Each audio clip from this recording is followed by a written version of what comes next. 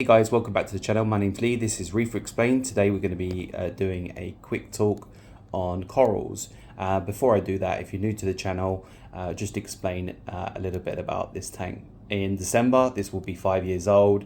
It is a Redsea E-60, 69 gallons or 260 litres. It is the all-in-one system, so filtration is in the back, and you can hide all the equipment via this panel. So all of the equipment can go in here, and it can be an all-in-one system. So the pumps are below, heater, basket, and there's a skimmer compartment that you can have.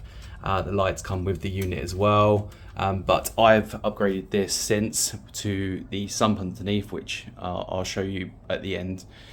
So it's around 90 centimeters on the length, the width and the depth I'm not sure about. It is quite a hard tank to work on because it's quite tall with the stand, so usually I will use tongs to put corals down on the sand bed, or drain some of the tank to the sump, and then I'll use the tongs or a glove to go into the main display.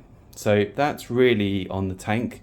On corals, basically this is predominantly a Gonipora and Alveopora tank. So I wanted to do mainly a species tank, since that I really love flower pots, as they're known, or Goniporas, Alveoporas, they're known as flower pots, a long time back, and they're very interesting. They have a great flow, great colors, as you can see. I'm just using a basic yellow lens. If I take this off, it's very blue, but you can see the colors are popping when I put it back on. This is the true colors. So you can get these lenses from Amazon. They have yellow, orange, and a few other colors variants. So I went with Gonis and Alveoporas because together they work very well. They don't sting each other as far as I'm aware, and they give a lot of color variance.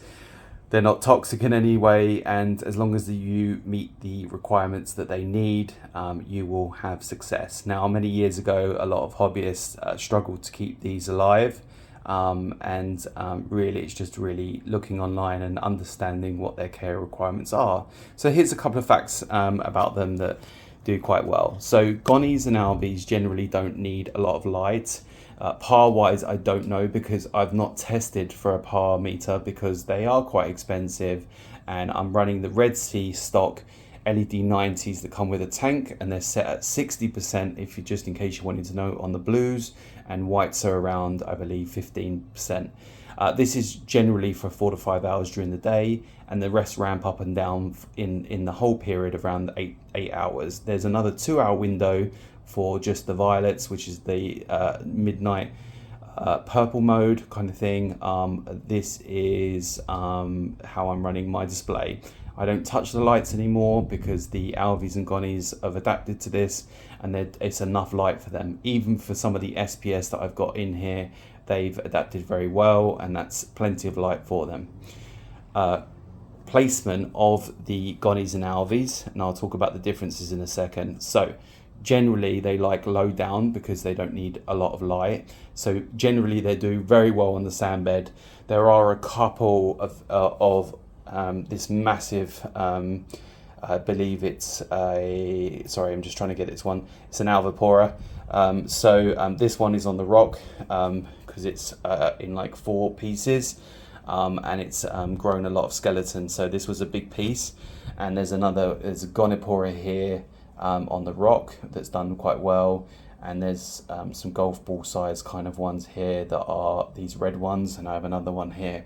Apart from that, every other one is on the sand bed. They're spaced quite well individually, so they have enough room for them to move. Regarding flow for the tank, I'm running a Redsea 25 reef wave, and this is set to 50% all the way through, and it pulses through the top and round as a gyro does. This gives it great flow through the tank, and I have a little J-bowl at the back here for a different direction going across the bottom to give flow through there, to get any detritus out of the bottom of the area, and to give the elegance corals, which I bought a long time ago, they're getting quite big in the back there. So that's how I'm running things on flow and lighting. Regarding their requirements, I'm doing nothing different apart from alkalinity is between 8.3 and I believe 8.6 or 8.9 maximum from the morning to the evening, and that's run by doser. The magnesium is around 1340. The calcium is a little bit low at 410 or 420. I changed salts recently from Kent Marine salt to Redsea salt, the lower grade one, not the Redsea Coral Pro. And so my calcium went from 440 down to 380. So it was a big shock to the system. So I had to get that back up. It just took some time. The other things that I am dosing to the tank, if I just show you what I've got here. So I am dosing some phosphates by Nias. There is some instructions on here, but I'm dosing around 6 mils 2 or 3 times a week, maybe a bit less than that. I'm dosing the ELOS, iodine and trace elements because my system is sucking this up. I've checked on an ICP test, so this is really helping, and I'm doing I believe 20 millimeters every Friday. I'm dosing manganese. This is all by hand. This is again, you just dose very little of this. I'm dosing about 2 mils, maybe a bit more per week on this system, just to keep up with that. And this is what Gonis and Alveoporas really take up as an element. And I'm checking this with the Hana phosphate ppm, as my phosphate is around 0.04. Nitrates are reading at 5. Now the reason I'm dosing phosphates is because I had 0 in my system a long time back, and I had a negative reaction to the system where I had loads of hair algae, I had cyano outbreak, and it wasn't good for anyone. If you're going to add any elements to the system, you should be checking for them. So even though manganese and the trace elements I'm not testing for regularly, I am running an ICP test 2 or 3 times a year, and I will underdose a lot of these products to make sure that I'm not going to kill the system. Now I've noticed that if my phosphates drop too low, I say 0 or a little bit less than 0.02, I noticed that the Gonis and Alves really struggle to do well. So the differences here, this is a pink candy floss Gonipora, and it has longer lashes. I believe it's 24 tentacles on the arms, whereas the Alveopora, I believe, has 12, more of a clove. This is a Gonipora next to it, and these are some red ones that they're Goniporas. This is an Alveopora. You can see they're more closed up and more like a clove, and then we've got Goniporas again. So you can see the colors on these. This is called a red inferno, I believe, this one in front. And the colors are just amazing. I've got a few rastazoas there. This is a rainbow Alveopora. And yeah, they're doing fantastic. This is just a simple Gonipora, like a purpley color. This is one of my favorites. I believe this is a Alveopora, sorry, yeah. I've got a few other ones in the back here. These ones are doing really well now. These smaller kind of golf ball sizes, they're called. And yeah, the system is doing really well, but you want to watch your nitrates and phosphates. So I would probably say anywhere between 2 and 5 on nitrates. Probably maybe for Gonis and Alves. I'm not going to suggest anything else for any other species of coral. And then phosphates around 0.02 to 0.04. I wouldn't go above that, just simple, just because you may have an explosion of hair algae and stuff like that, which I've had in the past and I've shared. But you can see now with dosing these products and a cleanup crew, bear you mind, I have a tuxedo urchin, I have a bunch of snails on the back here, you can see some of them crawling. I have a Halloween crab here, Halloween crab, and I replace them every 3 months where they do die. Especially these ones will flip themselves over and die. This one's died. I think there's a couple more. There's one here that got stuck and has died. I need to get them out, and they probably would have caused some issue in the tank at some point, but as I'm doing every 2 weeks water changes on the system, and running carbon, and obviously the filtration underneath it managed to do quite well. So let me know your thoughts about the system, if it looks okay, and if you have any questions or concerns what I'm doing. I'm also dosing AB Plus Redsea, which is an amino acid food. And I'm really spot feeding that most of the time, once a week, around 6 mils, not much, sometimes twice a week if I notice that some of the corals aren't quite perked up, and that really makes these corals shine in colours. This one is amazing, this pink centered Goni, so beautiful. So yeah, this is my love for the corals, really, is Gonis and Alves.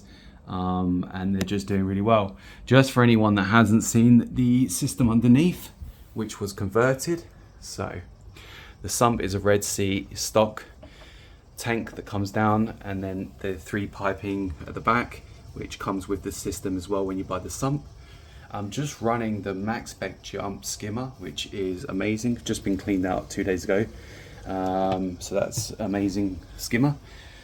We're running the Redsea filter mat because I got sick of, after about 3 years of running socks and filter nylon socks.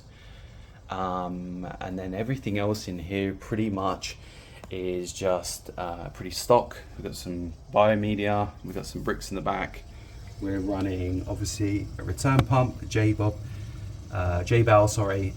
new Wi-Fi one. We've got some bricks in the back there, which are the Max Spec bricks, or biomat media.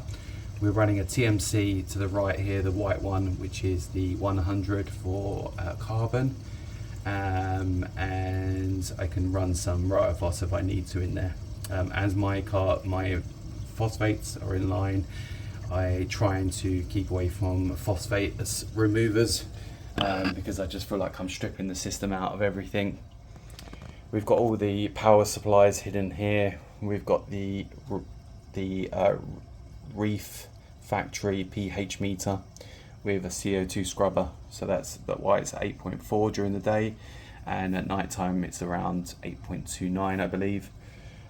We've got the thermal view, and controller for the fan and the heater, which is using a TMC 300, so that's quite the V2 version.